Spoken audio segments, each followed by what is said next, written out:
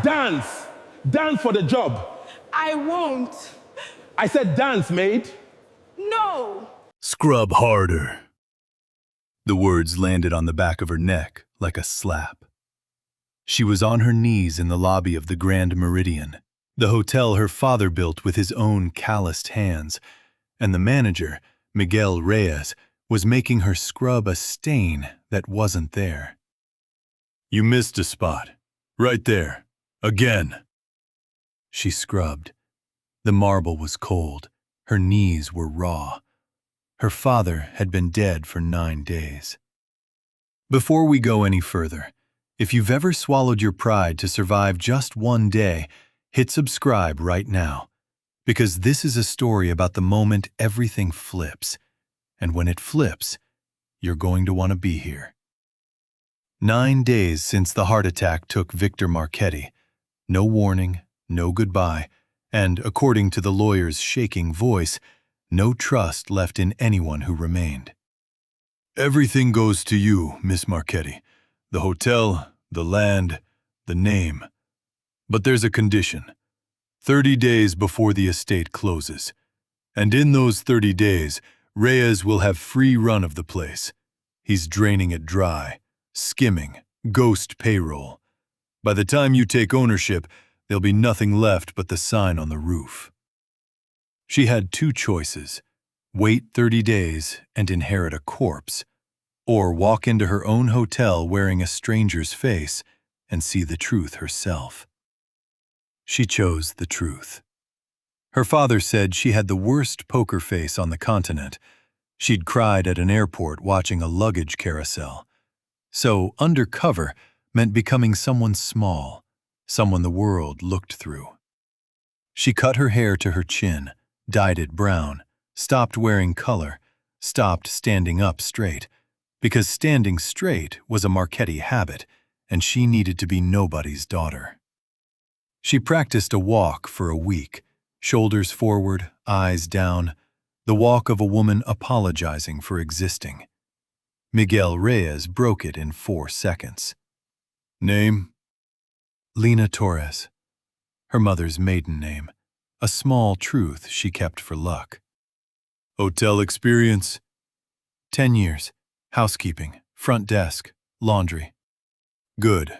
You'll do all 3. Slow, and you're gone. No handshake, no welcome.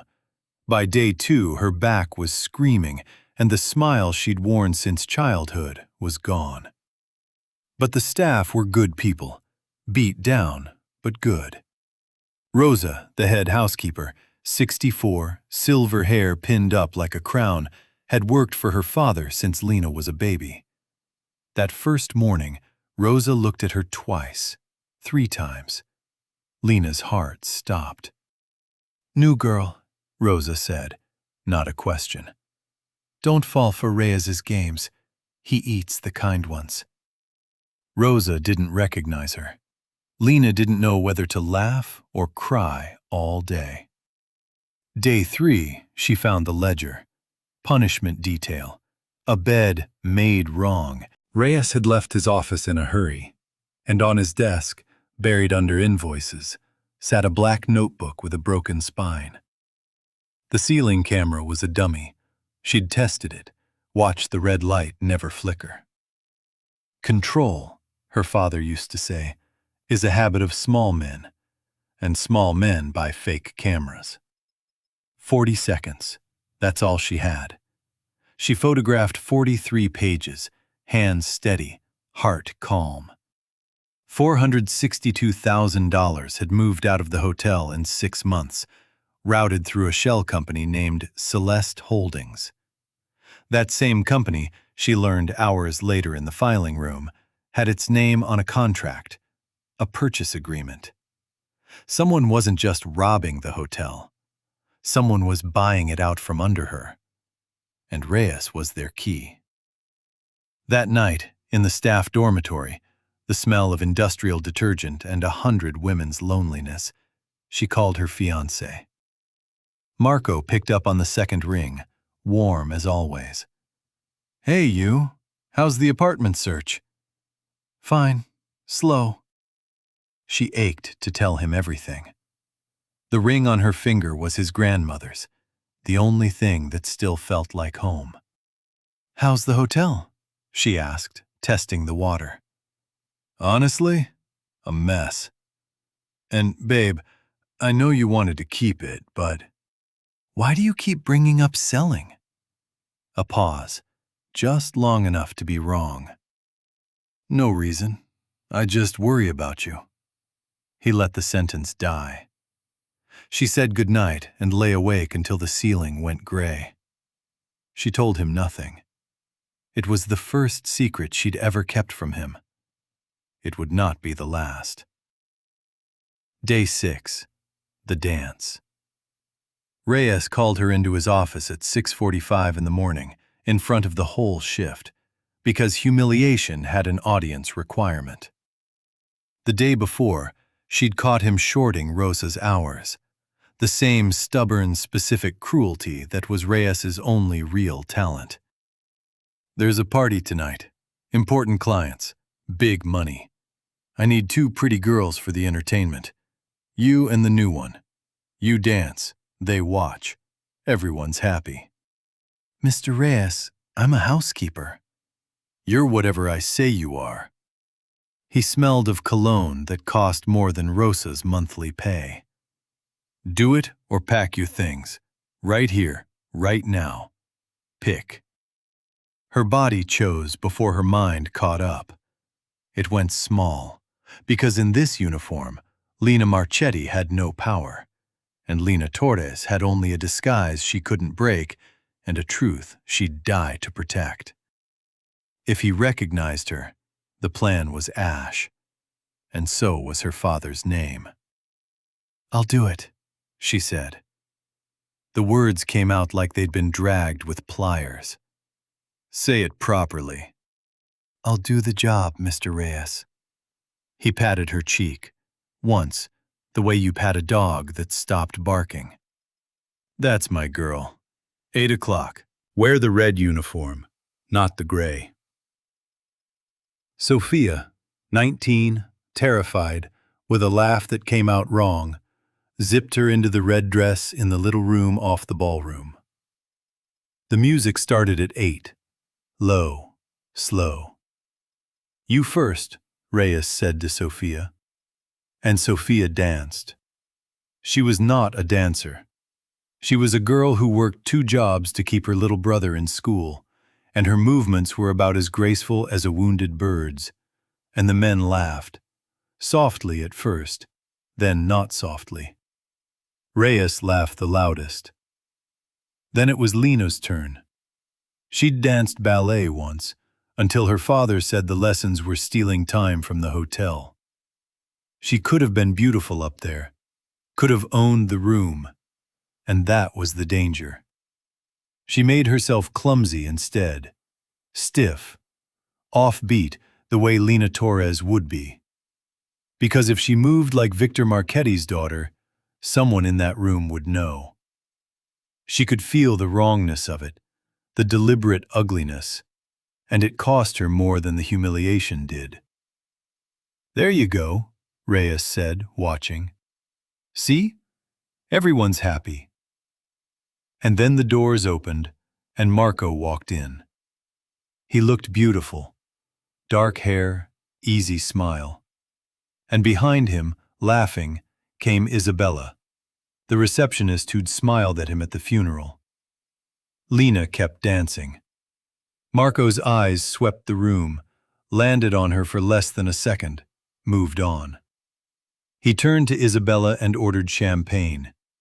He did not recognize his own fiancée 3 meters away, in a red dress, dancing for his business partners. The song ended. She fled to the dressing room, locked herself in the bathroom, and put both hands over her mouth so nobody would hear her. She cried for 2 minutes, washed her face, and walked back out in the red uniform still clinging to her, because Lena Torres didn't get to have breakdowns. Day 8. Sophia cornered her in the linen closet. "I recorded it," Sophia whispered. "The party. All of it." He made me dance. He made you dance. I taped the whole thing from the alcove. If he ever tries to fire me, I've got proof. Sophia, delete it. If he finds that phone, he won't find it. It's my grandmother's old phone. He doesn't know it exists. Lena should have pressed, but she looked at Sophia's stubborn, frightened face and thought of every woman in this hotel with nothing but a phone and a pride to protect, and she let it go. It was the first wrong decision of her life that she never regretted. Day 9. Rosa got fired. The charge was theft, a ring missing from a room Rosa had cleaned. Reyes didn't need evidence. He needed a message. Rosa stood in the back office while Reyes screamed and said, quiet and dignified, "I have worked here for 41 years. I have never stolen a napkin. You know this." "I know you're old," Reyes said. "And old is expensive. Out." Lena watched Rosa walk out carrying a cardboard box of 41 years. Inside it, a photograph of Lena as a baby held up by her father. The only copy. And something in Lena snapped. "You can't do this." Her voice came out wrong, too clear, too sharp. Not a maid's voice, a Marchetti voice. "She has a granddaughter to raise. Reyes turned slowly. The whole back office went quiet. "And I have a rat problem," he said. "Now I know who the rat is." He didn't fire her. That was the cruelty of it. He put her on the punishment rotation, the basement, the ballroom bathrooms, wanting to break her slowly, wanting to watch. And Marco called every night with his warm voice, asking about apartments, never asking why she sounded like someone was holding her underwater. Day 11. They sent her to clean the executive suite, the sealed one, her father's, locked since his death. Polishing the desk, she found the drawer that didn't close right. Inside, a yellowed envelope, her name in her father's handwriting. For Lena. If you're reading this, I'm gone and something is wrong. She put the letter down, walked to the bathroom, and threw up. Then she came back, sat on the floor of her father's office in her gray uniform, and read the whole thing. I've known for 6 months that Reyes isn't what he pretends, but I couldn't prove it. And I wouldn't ruin a man's life on a feeling. I kept the real books in a safety deposit box, Citibank, box 117. The key is taped under this desk. Trust no one wearing my signature. Not the lawyers, not the managers, not even the ones who love you. Especially not the ones who love you. The hotel is yours now. You were always the only thing I built that mattered. Dad. She sat on that floor a long time. When she stood up, she had the key, and she understood. Her father hadn't died of a heart attack. Not naturally. The timing, the sale agreement dated the day after his funeral. Everything already in motion, oiled and waiting, the moment his heart stopped. Somebody had been ready. Day 14. Reyes caught her in his office at 2 a.m. Her fault. She'd gotten careless, gone back for the filing cabinet, the Celeste folder, the original signature pages. The door opened, and there he was. And for one terrible second, they just looked at each other across the dark. "You," he said. "The rat. I knew it." He grabbed her arm, and she did the one thing the disguise couldn't survive. She twisted free and shoved him. Hard. He went down against the desk and knocked a lamp off. Then he smiled. "Get in the storage room, now. Or I call the police and tell them I caught you stealing. You know who they'll believe? Me. I own this building. She let him lock her in the basement closet. Let him, because fighting meant more damage to the plan than the hour in the dark would cost. She sat on a crate of old light bulbs, arms around her knees, feeling the shame of getting caught. Then she noticed the dumbwaiter, the old iron one her father had installed when the hotel was built, the one she'd played in as a child. She knew exactly which floors it stopped on, which service doors didn't lock. 40 minutes of scraping her knuckles, and she was out through the dark kitchen. She packed her things, and at 5 a.m., she was standing outside Citibank when the doors opened. Box 117 held 3 ledgers, heavy and cold, and one more thing, a copy of the sale agreement. Not the clean version, the marked-up draft. In the margin, in handwriting she knew better than her own, 12% of sale goes to MC, executor's fee. Deposit, Meridian account number 8, Marco. MC Marco Castellano, her fiancé, her co-executor. The man who held her while she cried at her father's funeral, who had been, even then, signing the paperwork to give her father's life to his rival. The signature comparison confirmed it. The Victor Marchetti on the final agreement was a forgery. A good one. But the little quirk in the M was wrong. Her father drew his M with one clean stroke. The forgery took 2. She had stared at that M her whole life. She knew. She sat in the bank lobby a long time with the ledgers in her lap, and she did not cry. Something that had been bleeding for 14 days had finally scarred over. The meeting was in 9 days. She had the evidence, her father's letter, and nothing left to lose. She used those 9 days like a weapon. A handwriting expert, her father's old friend, a retired judge who asked no questions. The ledger math verified line by line. 6 employees whose pay Reyes had stolen, given promises she intended to keep. And 1 phone call. Meet me at the Meridian on Tuesday, 10 a.m. Wear something nice. Bring the phone with the video. Are you the... Sophia's voice cracked. She'd been fired that morning. They said I stole a bottle of champagne. I don't. Tuesday, Sophia. I'll fix it. Who are you? Lena almost told her. Instead, she said, the girl you danced with. And she hung up. Tuesday, 10 a.m. The boardroom of the Grand Meridian. Her father's long table, the windows over the city he'd loved. Reyes was there, the estate lawyers, DeLuca's counsel, smiling in a gray suit. And Marco, in his best navy suit, the one he'd worn to the funeral. The lawyer cleared his throat. We're here to finalize the disposition of the Marchetti estate. Ms. Marchetti has declined to attend, which the executor has indicated reflects... Actually, her voice came from the doorway. She's here. She wore her mother's black suit, the one from the funeral.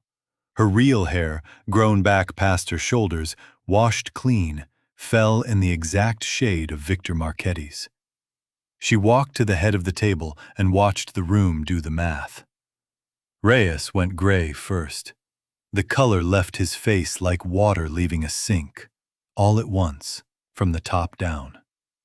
Marco went white a half-second later, and that half-second was the difference between the 2 men. Reyes knew it was over. Marco was still calculating. Hello, Marco, she said softly. You look well. Was it a nice party? Lena, listen. Whatever you think you know. Box 117. She set the ledger on the table. Citibank. My father's real books. The ones Reyes didn't find. $462,000 routed to Celeste Holdings while I was on my knees scrubbing the lobby floor. She opened the marked-up draft. And this, signed the day after my father's funeral, with a forged signature, you know, the M's wrong. Dad drew his M in one stroke. It took me a long time to figure out why I always hated yours. The room was silent. She could hear Reyes breathing. 12%, she said to Marco. That was my price. 12% of my father's life paid into an account at your family's bank. Did you think I'd never look at our statements? Marco stood up. This is absurd. You're grieving. You're under enormous stress. Alexander. She didn't take her eyes off him. Show them. The retired judge stepped forward with the handwriting report and laid it beside the agreement. 1 page. 1 damning page. And then she looked at Reyes. I have one more piece of evidence, and I think you'll enjoy it, Mr. Reyes, because I remember how much you enjoyed it the first time. She slid a tablet across the table. The video started. Dark, shaky, shot from an alcove. Music. Laughter.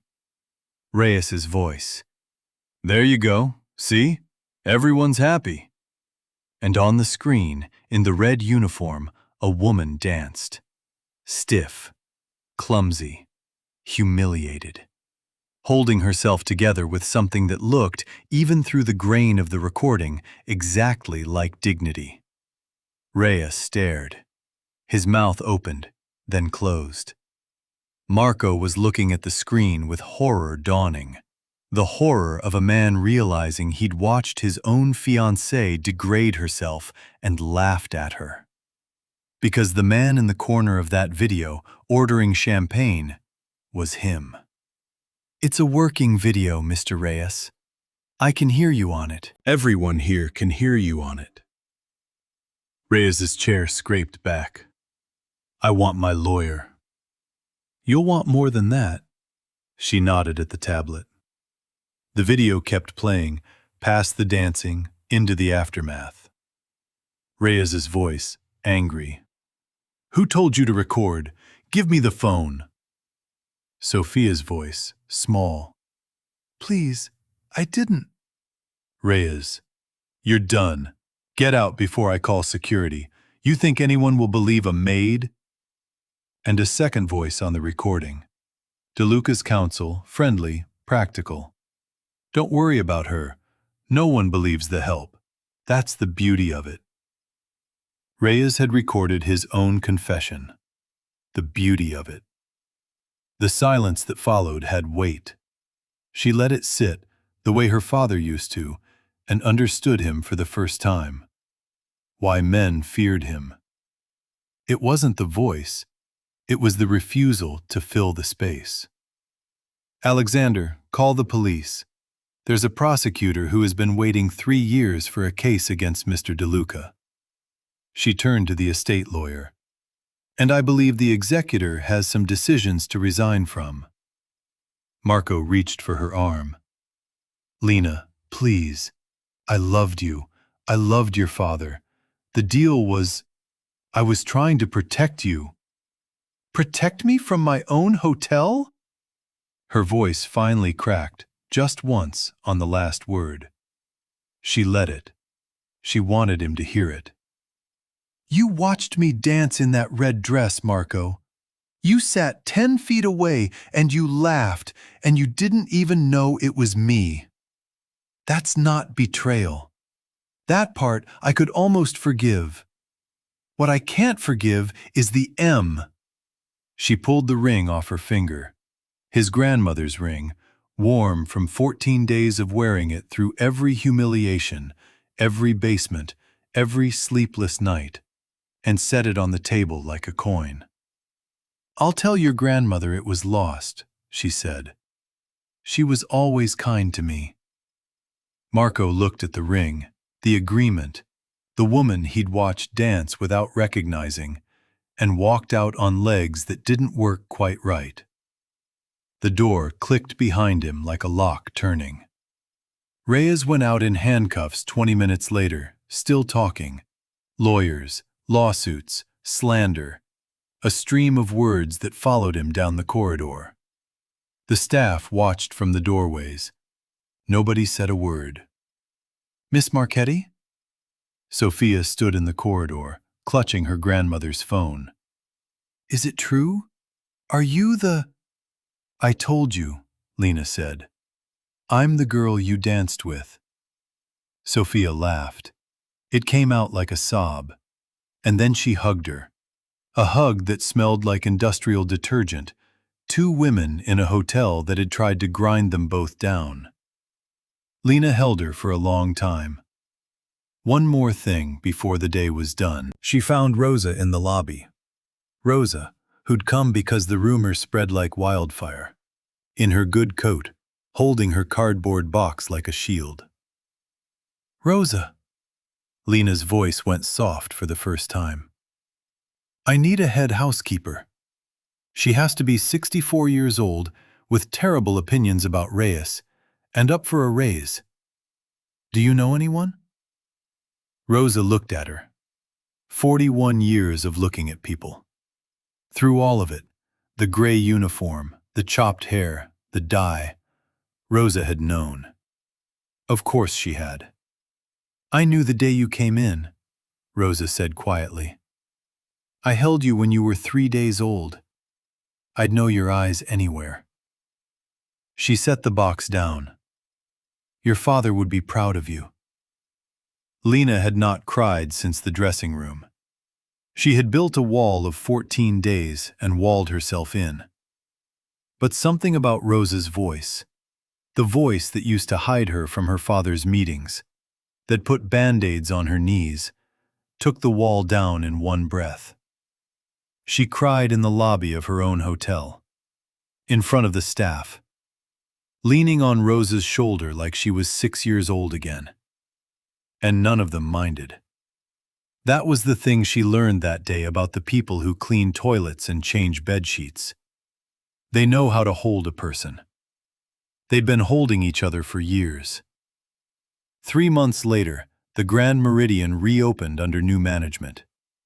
Lena Marchetti, owner and general manager. The red uniform hangs in her office now, framed like a painting with a small brass plaque below it that says, "The Cost." Sophia runs staff training and earns twice what Reyes paid anyone. Rosa doesn't work anymore. She supervises, and she takes every Friday afternoon off because she has a granddaughter who needs her. And the dance? She never danced again.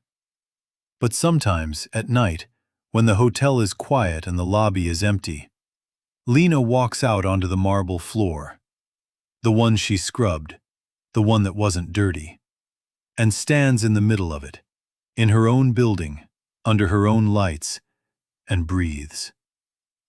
They say pride is what you spend when you have nothing left to lose. And dignity is what you keep when you lose everything else. On her knees in her own lobby, in a borrowed name and a gray uniform, with a dead father and a fiancé who laughed at her, she found out which one she had. That night, on the marble, she looked up at her father's portrait in the mezzanine, smiling down at the lobby he built, the lobby she kept, and said the 3 words she could never say to him while he was alive. "I kept it, Dad." The portrait didn't answer. It didn't have to, because somewhere in the building, in the steam rising off the kitchen, in the smell of fresh linen and old wood, it felt like he did. She walked back to her office, past the framed red dress, and turned out the lights one by one. Standing in the dark of her father's hotel, richer than she'd ever been, she understood the one thing Reyes and Marco never would. Everything they took from her was replaceable. Everything they left her was not. And they left her everything. Every marble floor, every scar, every dance. Hers. All of it. Hers. Have you ever had to swallow your pride to protect something you loved? Tell me your story in the comments. And if this one got to you, share it with someone who needs to hear it. And subscribe, because there are more stories waiting just like this one. I'll see you in the next.